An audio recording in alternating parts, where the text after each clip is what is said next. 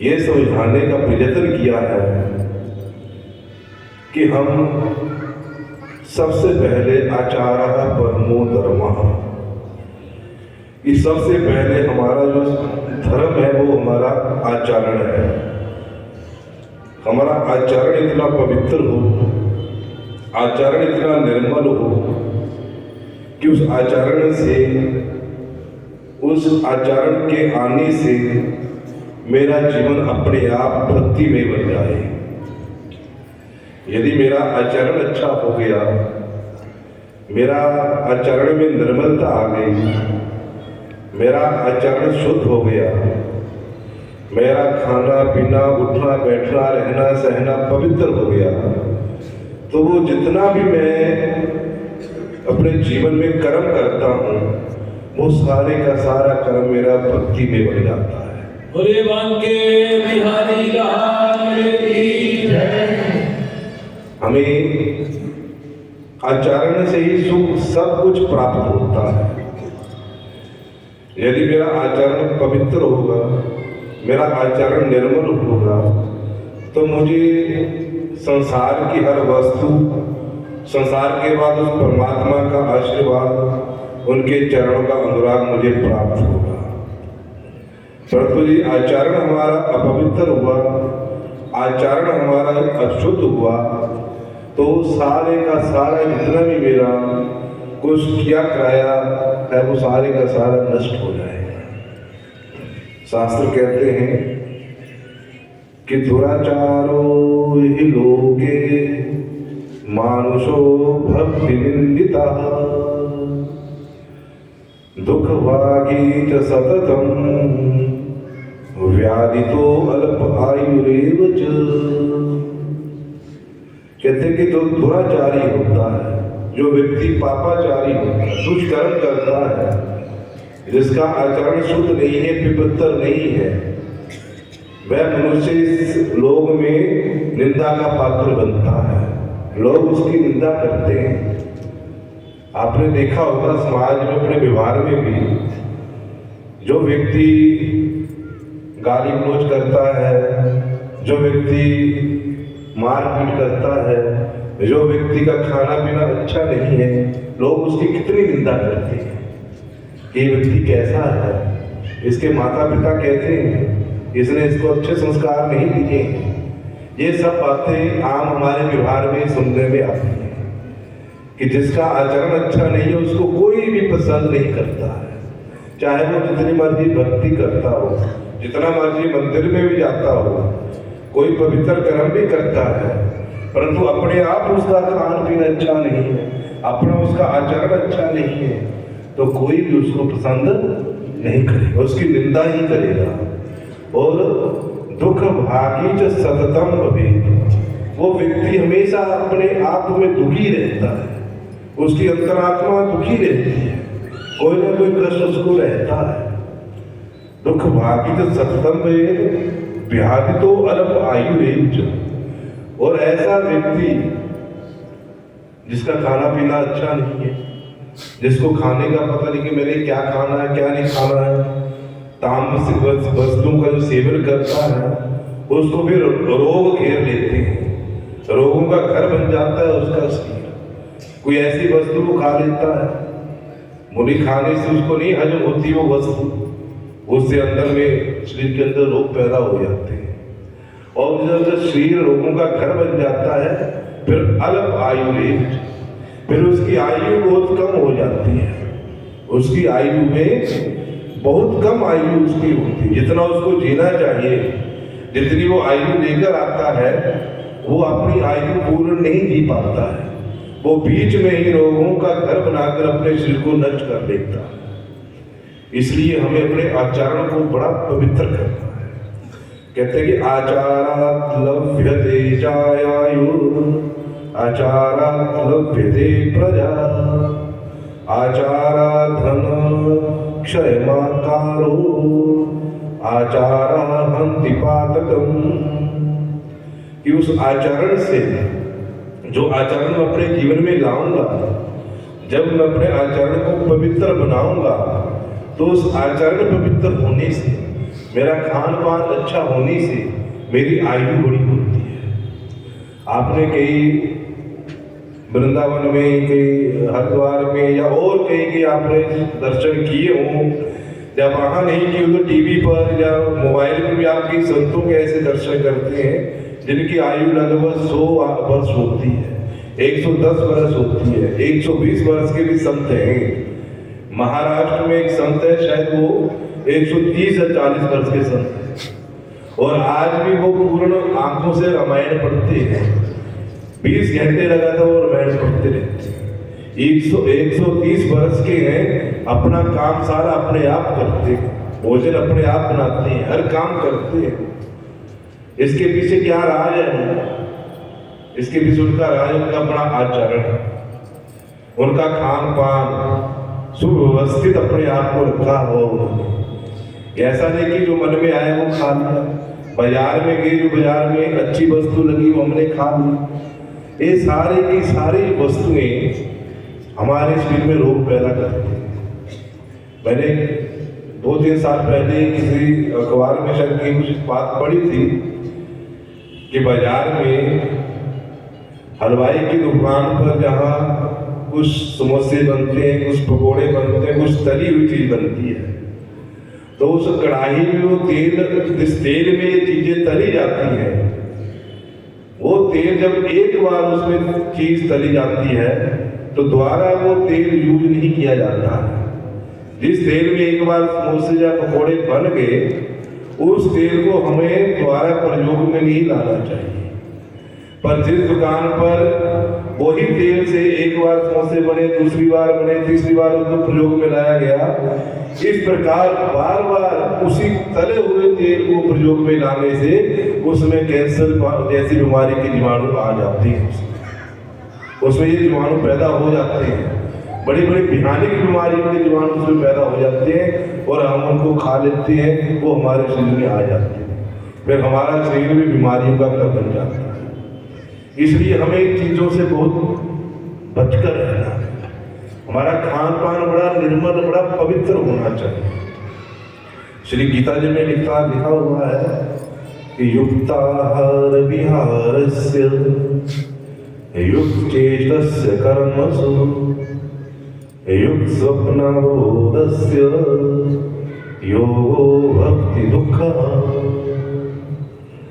कहते हमारे दुखों का जो नाश करता है, हमारे कष्टों का जो नाश करने वाला योग है, वो योग युक्त आहार विहार करने का ही सिद्ध होता है। जिसका आहार और विहार युक्त है, युक्त मेरे नियमित रूप से है, मन मार्जी नहीं करता है, जो हमें शास्त्र आज्ञा देते हैं, वेद आज्ञा देते हैं, उसी का वो सेवन करता है, जो सात्विक भोजन करता है, युक्त आहार विहार, मेरा खाना पीना युक्त होना चाहिए, नियमित रूप से होना चाहिए, समय के अनुसार होना चाहिए, और आहार मेरा घूमना फिरना आना जाना ये भी युक्त हो। ऐसा नहीं कि मैं बिना फालतू किसी घर में जाकर बैठा रहूं, पूरे गांव में ऐसे ही घूमता रहूं, बाजार में घूमता रहूं, इधर उधर आता जाता रहूं, ये सारे का सारा युक्त होना चाहिए। फालतू के मुझे कुछ खाना नहीं है, फालतू का कहीं मुझे आना जाना नहीं है, जथा योग्य मुझे सारे काम करने हैं। युक्त आहार विहारस्य युक्त चेष्टस्य कर्मसु। मुझे अपने समाज के लिए, अपने परिवार के लिए जो जो कर्म योग्य करने के हैं, जो शास्त्र बताते हैं कि ये मुझे कर्म करने हैं, उन्हीं कर्मों को मुझे करना है। उसके इधर कोई ऐसा कर्म नहीं करना जो मेरी भक्ति में, मेरी आचरण में बाधा लाते। कर्म वही करने हैं जो कर्म हमें शास्त्र आज्ञा देते हैं। अपना मन माना कर्म मुझे कोई नहीं करना। युक्त आहार विहारस्य युक्त चेष्टस्य कर्मसु। कर्मों की चेष्टा भी मेरा युक्त होना बहुत आवश्यक है। मैं आज के युग में बिना फालतू के कर्मों में लगा रहता हूँ, बिना फालतू के मेरे किसी काम के आने वाले वो कर्म नहीं है, उनको मैं करता रहता हूँ और अपना समय व्यर्थ गवा देता हूँ। तो कर्म मेरे युक्त होने चाहिए, यथा योग्य कर्म होने चाहिए। और फिर युक्त स्वप्नावबोधस्य, मेरा सोना और जागना भी युक्त होना चाहिए। ऐसा नहीं है कि पेट भरकर खा लिया और मैं सो गया, फिर पूरे दिन सोता ही रहा, रात भर मैं जागता रहा। ऐसा नहीं, सोना और उठना युक्त हो, समय पर सो जाऊं, समय पर उठ जाऊं। रात्रि के दूसरे पहर 10 बजे के बाद मुझे सो जाना चाहिए। बोले सदगुरुदेव भगवान की जय। और सुबह सूर्य उदय होने से पहले पहले मुझे जाग जाना चाहिए। यदि मैं सूर्य उदय से पहले नहीं जागता हूं तो मेरे जितने भी किए कराए पुण्य वो सारे नष्ट हो जाते हैं। हमें प्रयास करना है। आज के बच्चे बहुत ज्यादा पढ़ाइयाँ करते हैं, पढ़ते हैं, रात भर पढ़ते रहते हैं और जब उठने का समय आता तब वो सो जाते हैं। ऐसा नहीं होना चाहिए। पढ़ना है, सुबह उठो, सूर्य उदय से पहले उठो, 2-4 घंटे पढ़ लो। रात को भी यदि पढ़ना है तो 11-12 बजे पढ़ो। पर शास्त्र कहते हैं कि सूर्य उदय से पहले पहले मुझे उठ जाना चाहिए। सूर्य उदय से पहले उठकर मुझे अपना नित्य नियम कर अपना जो भी कार्य को कर लेना चाहिए। तो मेरा सोना और उठना भी नियमित होना चाहिए। इस प्रकार कहते जो जिसका खाना पीना आहार विहार युक्त है, खाने वाली वस्तु का सेवन करता है और नहीं खाने वाली वस्तु का त्याग कर देता है, सात्विक भोजन करता है। भी हमने तो पेट ही भरना ना, हमने तो जीने के लिए खाना ना, खाने के लिए जीना है। और जीना इसलिए कि उस परमपिता परमात्मा का दीदार हो सके, उसका भजन हो सके, इसलिए मैंने जीना है। तो खाने के लिए इतना सात्विक मेरा भोजन होना चाहिए, बिल्कुल निर्मल भोजन हो जो मुझे सुख समृद्धि दे, मेरी आयु को बढ़ाए। श्री गीता जी के 17वें अध्याय में लिखा हुआ है कि मनुष्य का जो भोजन हो 3 प्रकार का कहा गया है। सात्विक भोजन, राजसिक भोजन और तामसिक भोजन। अब मुझे कौन सा भोजन करना है ये मेरे ऊपर निश्चित है, निर्भर है। सात्विक भोजन यदि मैंने परमात्मा का भजन करना है तो मुझे सात्विक भोजन करना है। और यदि मैंने वो संसार के काम करने हैं, कुछ और करना है तो राजसिक भोजन करूं या तामसिक भोजन करूं। यदि मैंने इस पारस मणि, मैंने कल कहा ना कि पारस मणि है ये देह हमारी, इस पारस मणि रूपी देह को यदि मैंने पवित्र रखना है, इसका लाभ लेना है तो मुझे सात्विक भोजन ही करना है। लिखा हुआ उसमें कि आयु सत्व बल आरोग्य सुख प्रीति विवर्धना रस्या स्निग्धा स्थिरा हृदया आहारा सात्विक प्रिया। बोले गीता माता की। सात्विक भोजन क्या करता है हमारे लिए? कहते पहली सबसे बड़ी बात है कि सात्विक भोजन जब हम करेंगे, सात्विक भोजन का आहार हम जब लेंगे तो वो हमारी आयु को बढ़ाएगा।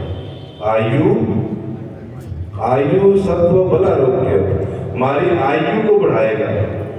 और दूसरा सत्व हमारे अंतःकरण को पवित्र करेगा। हमारे अंतःकरण में किसी के प्रति क्रोध है, लोभ है, ईर्ष्या है, वैर है, द्वेष है, जो कुछ भी है वो सब वो दूर करेगा सात्विक भोजन। आयु सत्व बल, और हमारे में शरीर में बल देगा, वो आत्मबल प्रदान करेगा।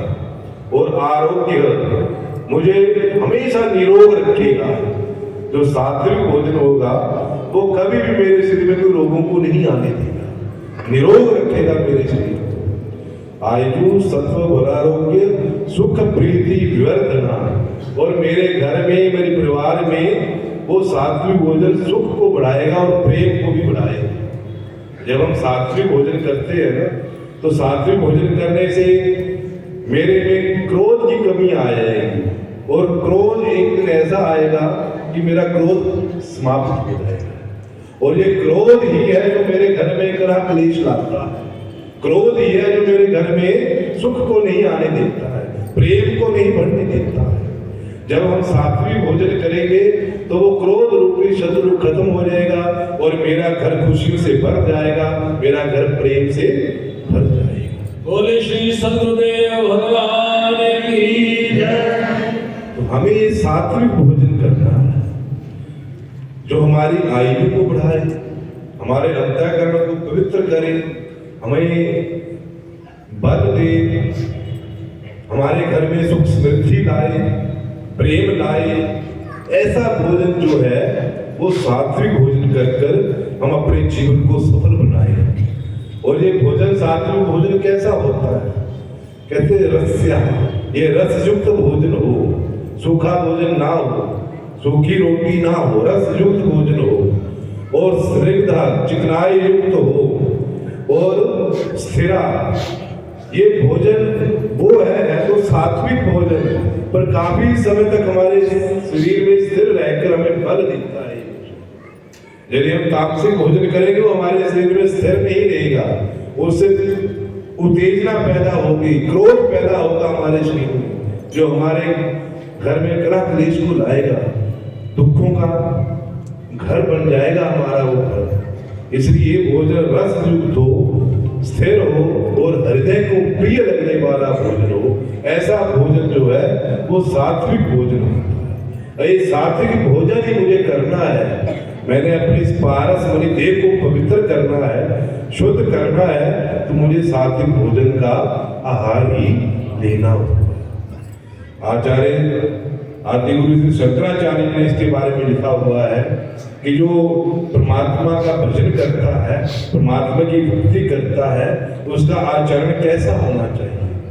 उन्होंने लिखा हुआ है, इसी श्लोक के ऊपर उन्होंने बात लिखी है कि हित परिमित भोजी नित्य एकांत सेवी सकृदुचित हितोक्ति स्वरप्निंद्रा विहार अनुनियमनशीलो यः भजत्युक्त कालो सलब्ध इह शीघ्रं साधु चेत प्रसादजम्। ये आदि गुरु श्री शंकराचार्य ने पंक्ति लिखी हुई है कि हित परिमित भोजी, भोजन कैसा हो? हितकर भोजन हो। इस पारस मणि रूपी देह के लिए भोजन हितकर भोजन हो। जो बाहर का भोजन है, बाजार का भोजन, वो मेरे लिए हितकारी कभी नहीं हो सकता।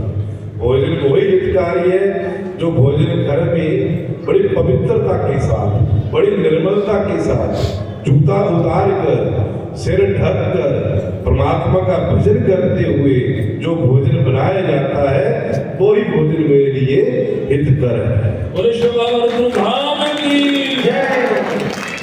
कैसे भोजन बनाना है हमें? जूता उतार कर, सिर ढक कर, परमात्मा का भजन करते, उनका गुणगान करते, उनका स्मरण करते हुए वो भोजन मैंने तैयार करना है। और उस भोजन का ठाकुर जी को भोग लगाकर हमने उसको ग्रहण करना है। जब हम भोजन बनाते हैं, उस भोजन में अनेक प्रकार के दोष होते हैं। जो सामग्री बाजार से आती है वो कैसे हम लाते हैं, जिस धन से वो सामग्री लाई जाती है वो धन मैंने कैसे कमाया हुआ है, कई कुछ देखना पड़ता है उस भोजन में। सब कुछ देखते हुए वो भोजन जब परमात्मा का स्मरण करते हुए बनाया जाता है और परमात्मा को भोग लगाया जाता है, तो उसमें जितने भी दोष होते हैं वो सारे दोष खत्म होकर वो भोजन साक्षात परमात्मा का प्रसाद बन जाता है। जब परमात्मा का प्रसाद बन गया तो वो भोजन जब हम ग्रहण करेंगे, उस भोजन से मेरा मन, मेरा तन, मेरा दिमाग, मेरा शरीर सारा का सारा पवित्र होकर एक मंदिर बन जाएगा, जिस मंदिर में ठाकुर जी आकर विराजमान हो रहेंगे। तो भोजन कैसा हो? हितकर भोजन, हितकर भोजन। हमारा भोजन हितकर हो, परिमित रूप से हो। और ऐसा नहीं कभी करना कि आज भोजन अच्छा नहीं बना हो तो एक रोटी खा लेता हूँ और कल भोजन अच्छा बन जाए तो 4 रोटी और ज्यादा खा लेंगे। नहीं, भोजन की एक लिमिट होनी चाहिए, एक सीमा होनी चाहिए। कहते हैं कि भजन और भोजन भोजन में मात्रा है, भ के ऊपर हो की मात्रा है ना, तब बनता है भोजन। कहने का भाव है कि भोजन जो है वो मात्रा में हो, लिमिट में भोजन हो। और भजन में कोई मात्रा नहीं है। भजन में है कोई मात्रा? कोई मात्रा नहीं है। तो भजन अनलिमिटेड हो, जितना भजन करे उतना कर। पर हम भजन को मात्रा में ले आते हैं। भजन तो एक माला होगी तो बस बहुत है, इतना बहुत। भोजन 2 रोटी और खा लेते हो, आज मटर पनीर अच्छा बना होता, 2-4 और खा लेता हूँ, खा लेते हैं, पेट भर जाता है, फिर बिस्तर ढूंढते कहाँ है। तो हमें भोजन मात्रा में करना है और भजन की मात्रा नहीं होनी चाहिए। एक तो परिमित भोज। और भजन करने वाले को, जिसने अपने आचरण को पवित्र रखना है, आचरण को निर्भर रखना है, नित्य एकांत सेवी, वो ज्यादा से ज्यादा प्रयत्न करे कि अपने समाज के, अपने परिवार के कार्य को करते हुए अपने आप को एकांत बनाए। 1 घंटा, आधा घंटा, 15 मिनट एकांत में बैठकर परमात्मा का भजन करे। एकांत में सोचे, चिंतन करे, अपने आप में अपना चिंतन करे, मैं संसार में क्यों आया हूँ, मेरे संसार में आने का क्या लक्ष्य है। क्या मेरा यही लक्ष्य है कि मैं पैदा हुआ, बड़ा हुआ और पढ़ाई लिखाई की, कमाया, विवाह की, शादी की, बच्चे पैदा किए और जमाने पर मर जाऊं? क्या यही मेरा लक्ष्य है?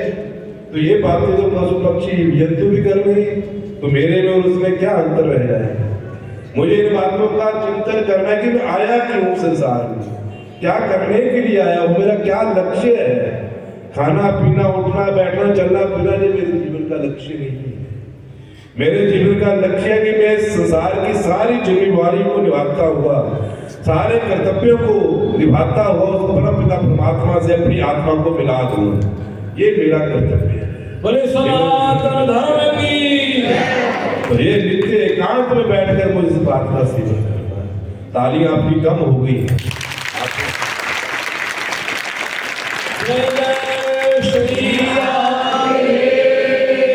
चलो आपको ताली बजाने का अर्थ बता देता हूँ कि ताली क्यों बजाई जाती है सत्संग में।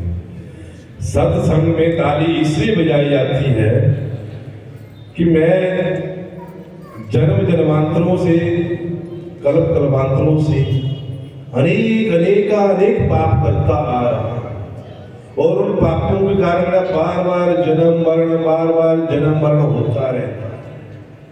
मैं कभी कुत्ता बन जाता हूँ, कभी बिल्ली बन जाता हूँ, कभी घोड़ा बन जाता हूँ, कभी भैंस का हूँ, कभी हाथी, कभी कुछ बन जाता हूँ। फिर कहीं जाकर 84 लाख दुनिया पूरी होती है, फिर मुझे ये मानव का शरीर मिलता है। फिर मैं मनुष्य बनकर आता हूँ, परमात्मा कृपा करके मुझे मनुष्य बना देते हैं।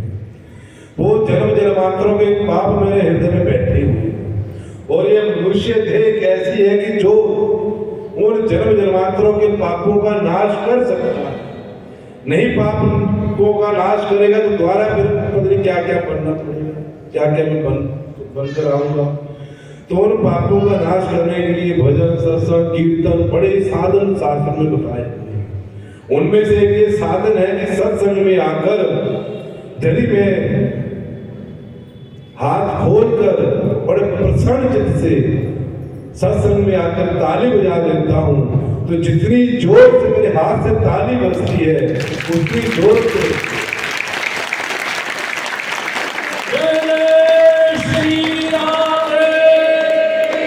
अभी बात हो आपने पूरी सुनी नहीं, ताली बजे बजाते। मैंने कहा जितनी जोर से आप ताली बजाओगे उतनी जोर से आपके जो जन्म जन्मांतरों के पाप आपके मन में बैठे सारे पाप निकल जाएंगे, सब पाप निकल। आज यदि आपने अमृतसर वालों ने अपने पाप बाहर निकालो, ताली बजाने की जोर से बजाओ।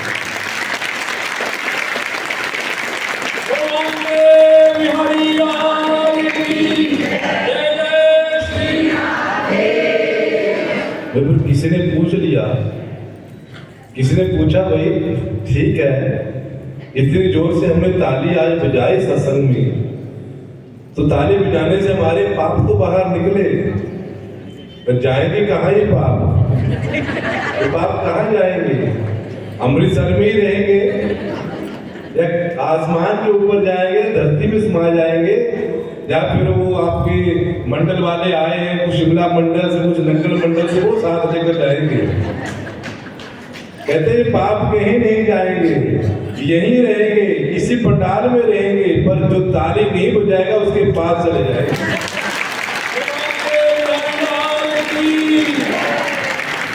अब देख लो, जिसने पाप लेने हैं वो ताली ना बजाए, जिसने लेने हैं वो दोनों हाथ खड़े करके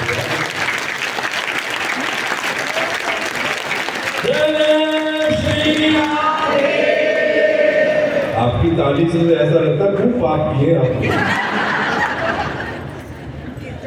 निकाल हुआ सब पापों को।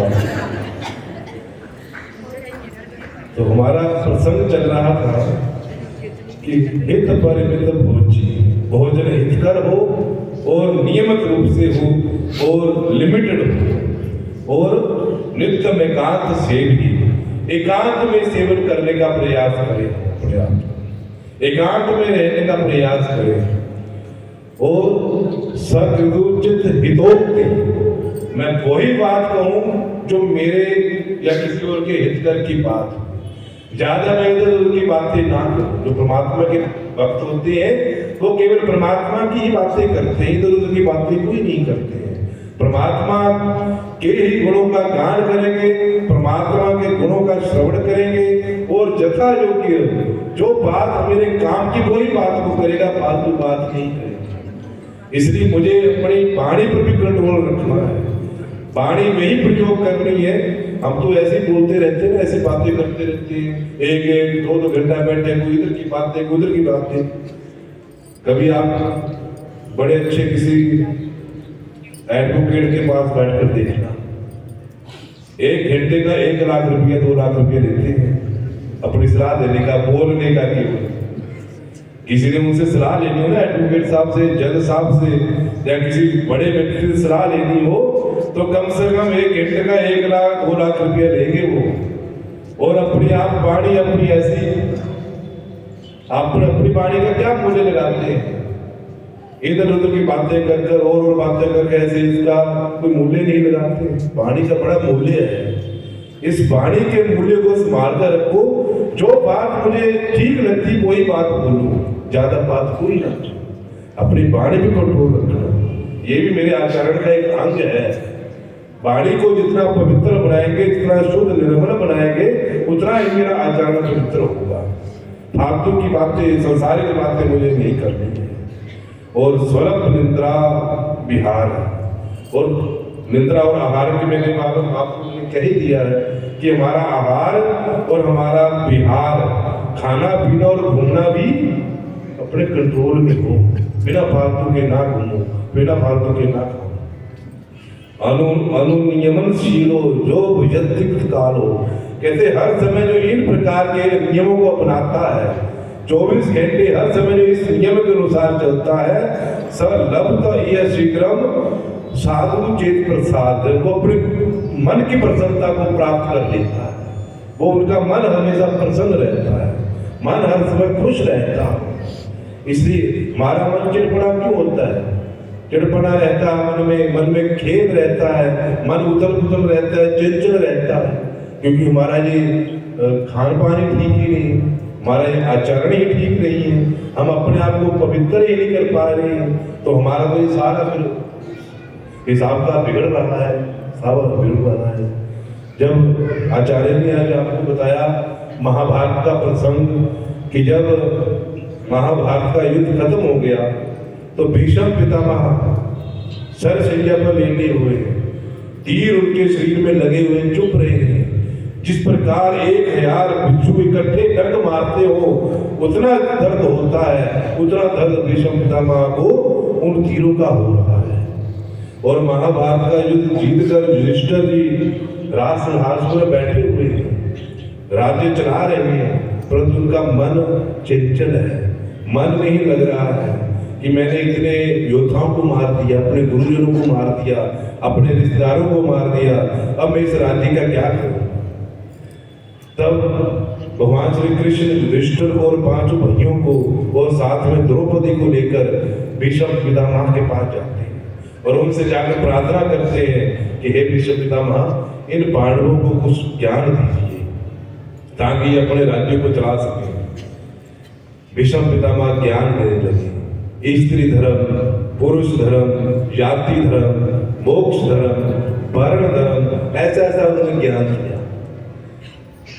जब ये ज्ञान देने लगे, उपदेश देने लगे, तो द्रौपदी वहां हंस पड़ी। जब द्रौपदी हंस पड़ी तो भीष्म पितामह ने उनसे पूछा कि हे द्रौपदी, तुम क्यों हंस रही हो? तुम्हारे हंसने का कारण क्या है? तो द्रौपदी ने कहा, कोई जवाब नहीं दिया, उन्होंने कुछ नहीं कहा। कहने लगे वैसे ऐसे ही मुझे हंसी आ गई। तो भीष्म पितामह ने कहा कि जो राज्य की बर वधुएं होती है वो बिना कारण नहीं हंसा करती। जो बड़े बड़े राजघरानों की बहुएं होती है ना, बड़े बड़े राजघरानों की बहुएं होती हैं, वो बिना कारण के कभी नहीं हंसती, कभी फालतू बोलती नहीं है। उनको बड़े अपने आप को संभाल कर रखना पड़ता है, बड़े नियमित रूप से रहना पड़ता है। वो हंसेगी तो जग हंसेगा, देखकर क्यों हंसे? इसलिए भीष्म पितामह ने कहा कि जो कुल अच्छे कुल की बहुएं होती है, अच्छे पवित्र आचरण वाली बहुएं होती है, वो बिना कारण के नहीं हंसती है। उसके हंसने के पीछे कोई ना कोई कारण होता है। तुम हंसी हो तो कोई ना कोई कारण है। तब द्रौपदी ने कहा कि हे भीष्म पितामह, मैं इसलिए हंसी हूं कि आज तो आप हमें ज्ञान दे रहे हो, उपदेश दे रहे हो आज हमें, परंतु ये उपदेश ज्ञान आपका उस समय कहा गया था जब भरी सभा में मुझे नगर किया जा रहा था। उस समय आपका ज्ञान कहाँ था? भरी सभा में मैंने भीष्म पिता आपको पुकारा, द्रोणाचार्य को पुकारा, अपने पांचों पतियों को भी पुकारा। उस समय मेरी किसी ने रक्षा नहीं की। उस समय ये आपका ज्ञान उपदेश कहाँ था? भीष्म पितामह रो पड़े, आंखों से झरझर आंसू गिरे और कहने लगे, हे द्रौपदी, उस समय मैं मजबूर था। उस समय मेरी बुद्धि मलिन हो चुकी थी, मेरा मन मलिन हो चुका था। उस समय मैंने धृतराष्ट्र का अन्न खाया हुआ था, मैंने दुर्योधन का अन्न खाया हुआ था। उस अन्न का कण कण मेरे शरीर में रमा हुआ था। उसका अन्न खाने से मेरी बुद्धि मलिन हो चुकी थी, मेरा मन मलिन हो चुका था। उसमें मेरी बुद्धि काम नहीं कर रही थी, मेरा मन काम नहीं कर रहा था कि मुझे क्या करना चाहिए, क्या नहीं करना चाहिए। इसलिए उस समय मेरा ना मन ना बुद्धि काम कर रही थी, जिसके कारण मैं तुझे उसमें नगर होने से बचा नहीं पाया। परंतु आज मेरा वो सारा रक्त बह चुका है, मेरे शरीर में इतने तीर धसे हुए हैं। ये तीर धसने के कारण जितना मेरा रक्त भरा हुआ, उस रक्त के साथ साथ उस दुष्ट द्रोजन का भी अन्न बह चुका है और आज मेरा मन और मेरी बुद्धि पवित्र हो चुकी है। इसलिए आज मैं तुझे उपदेश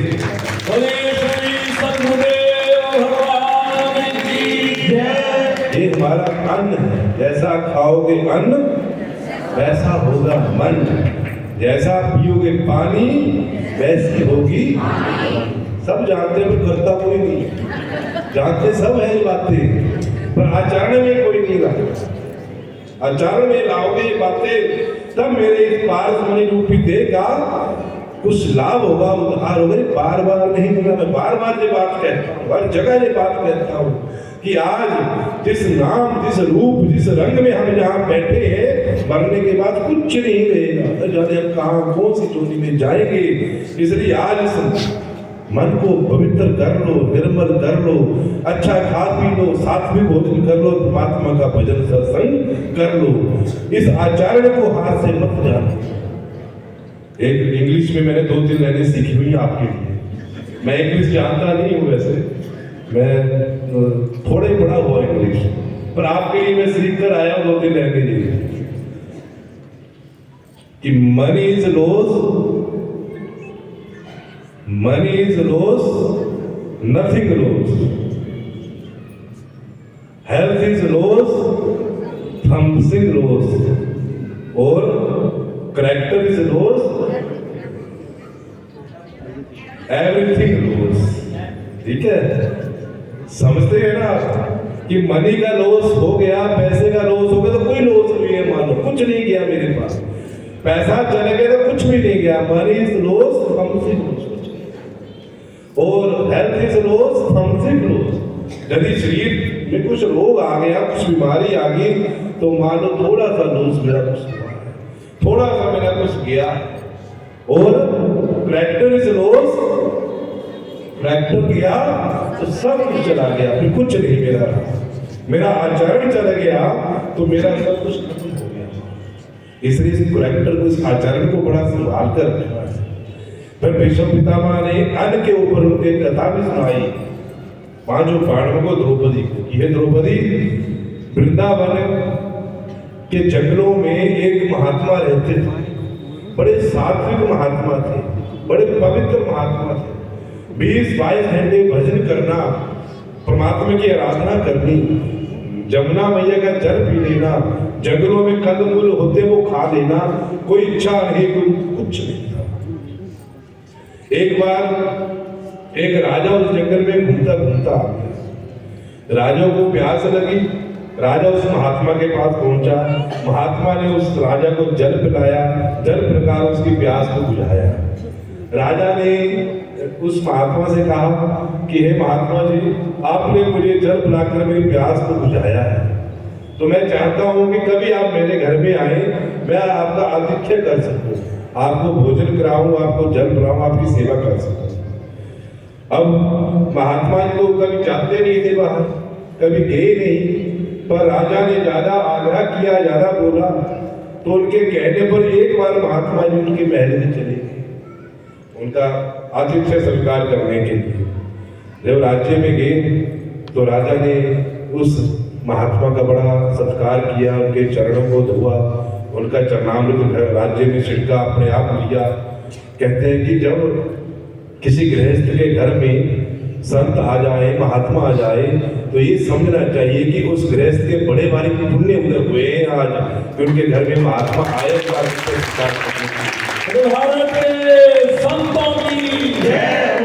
ये उनके बड़े बड़े पुण्य उदय होते हैं जब किसी के घर में संत आ जाते हैं, जब उनके घर में महात्मा कोई आते हैं और उनका आतिथ्य स्वीकार करते हैं तो बड़े पुण्य होते हैं। आज मुझे अमृतसर आए हुए 3 दिन हो गए, परसों में यहाँ आया था, उसके पहले 2 दिन मैं लुधियाना में रहा, और लुधियाना में 2 दिन रहकर मैं यहाँ आया, तो जिनके घर में मैं रुका हुआ था उनसे रहा नहीं गया, इतना उनका भाव था, इतना प्यार था कि वो भी कल मेरे साथ यहाँ आ गए। और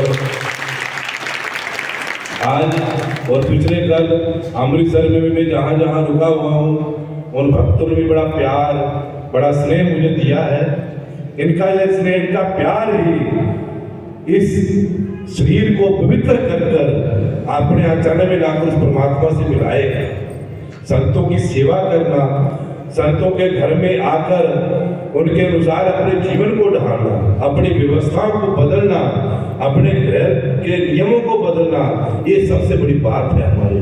बोले सद्गुरुदेव भगवान की जय। तो उस राजा ने भी उस महात्मा का बड़ा सत्कार किया, बड़ा उनको भोजन कराया, स्वादिष्ट भोजन दिया, सब कुछ दिया।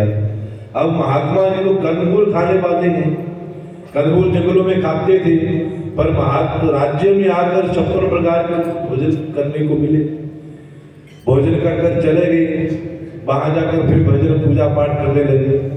कुछ दिनों के बाद फिर याद आया कि राजा ने बुलाया, तो राजा के यहाँ चलती, फिर आकर उनका आतिथ्य सत्कार किया। ये भीष्म पितामह पांडवों को कथा सुना रहे हैं, सत्कार किया, भोजन कराया, पर अब की बार जब उन्होंने भोजन किया तो राजा के पास अनेक दास दासियां हैं, पर राजा इतना स्नेही था संतों का, इतना प्रिय था संतों का कि जब संत घर में आए तो राजा और रानी स्वयं उनको भोजन बनाकर कराए। आज जब दूसरी बार वो संत भोजन करने बैठे तो राजा और रानी भोजन कराकर अलग कमरे में बैठ गए, वो महात्मा ही भोजन करने लगे। भोजन करते करते रानी का वहां खूंटी के ऊपर 9 लखा हार डला हुआ था, और भोजन करते करते उस महात्मा की दृष्टि उसके ऊपर पड़ गई। भोजन किया हाथ धोए, राजा रानी को देखा कि एक तरफ है, उठे, कुंडी से हार उठाया, झोले में डालकर ले गए अपनी कुटिया। जाकर फिर अपना भोजन करने लगे, अपना आराधना करने लगे, भजन करने लगे, सत्संग करने लगे, परंतु उनका मन न लगे। एक दिन हुआ, 2 दिन, ऐसे 5-7 दिन लगातार उनका मन विचल रहा, चंचल मन रहा। उधर राजा के राज्य में हलचल मच गई कि ये रानी का नौलखा हार किसने चुराया।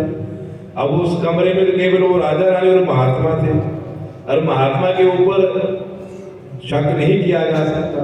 बड़ी राजा की श्रद्धा थी, बड़ा प्रेम था उस महात्मा के प्रति। राजा कहते कि वो महात्मा नहीं ले जा सकते इस हार को, यही किसी ने चुराया होगा। उधर राज्य में हलचल है, उधर महात्मा के मन में हलचल है। 8 दिन लगातार हो गए, भजन कर रहे हैं, मन नहीं लग रहा है।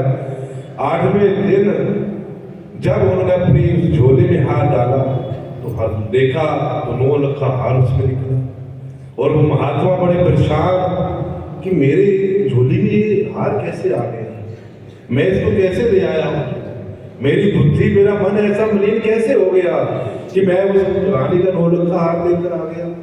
क्योंकि 9 दिन तक जो राजा का उसने अन्न खाया था, जो भोजन किया था, 8-9 दिन के बाद वो सारा भोजन अन्न विष्ठा के रूप से बाहर निकला और मन पवित्र हो गया, उसका बुद्धि पवित्र हो गई।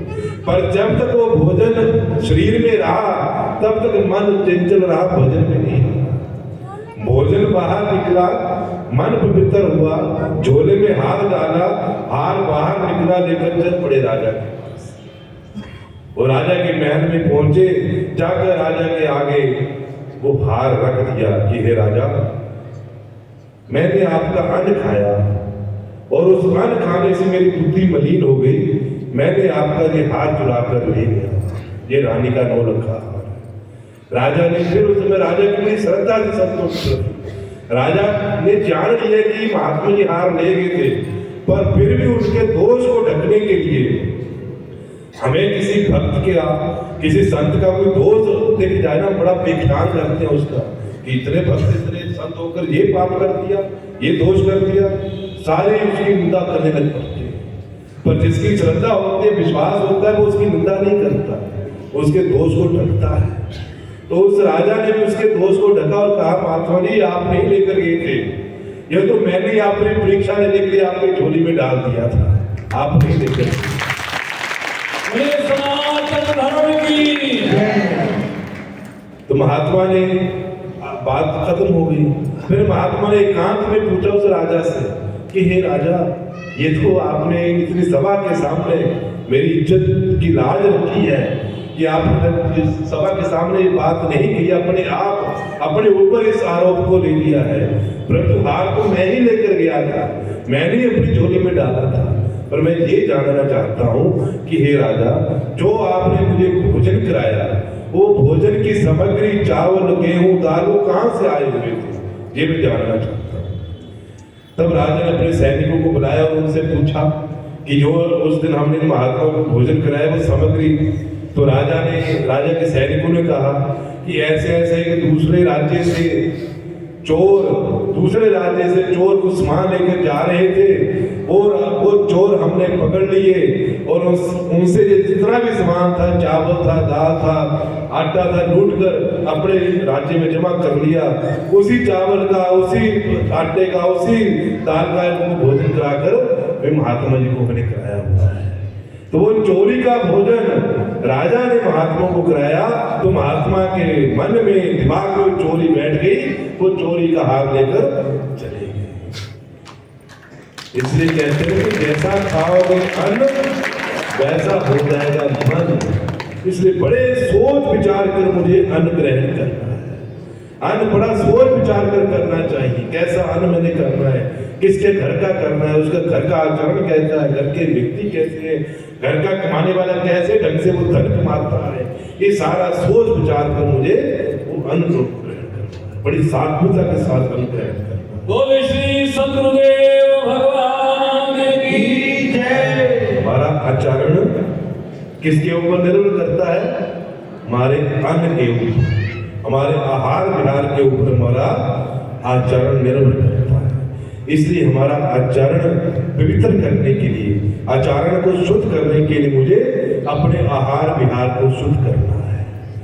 मैंने कल आपसे ये प्रार्थना की थी कि कल आप अपने अपने बच्चों को लेकर साथ आए हैं। कुछ लेकर कोई ज्यादा नहीं लेकर आए, शायद माता पिता की आज्ञा में नहीं है वो बच्चे जो नहीं यहाँ आए, वो साथ लेकर आए भी हैं। जैसे माता पिता होंगे बच्चे भी वैसे ही बनेंगे। जैसा संस्कार माता पिता बच्चों को देंगे बच्चों में वैसे ही संस्कार आएंगे। इसलिए माता पिता का परम कर्तव्य बनता है कि वो अपने बच्चों को अच्छे पवित्र संस्कार दें। नीतिकार में लिखा हुआ है कि पुत्राश्च विविधैर्शीलैः नियोज्य सततं बुधैः नीति च शील संपन्ना भवन्ति कुल पूजिता। कि बुधे मैंने जो बुद्धिमान पुरुष है, जो बुद्धिमान माता पिता है, जो विवेक युक्त माता पिता है, जो भक्त है माता पिता, ऐसे माता पिता को चाहिए कि वो अपने बच्चों को पुत्रार्थ विविधैर्शीलैः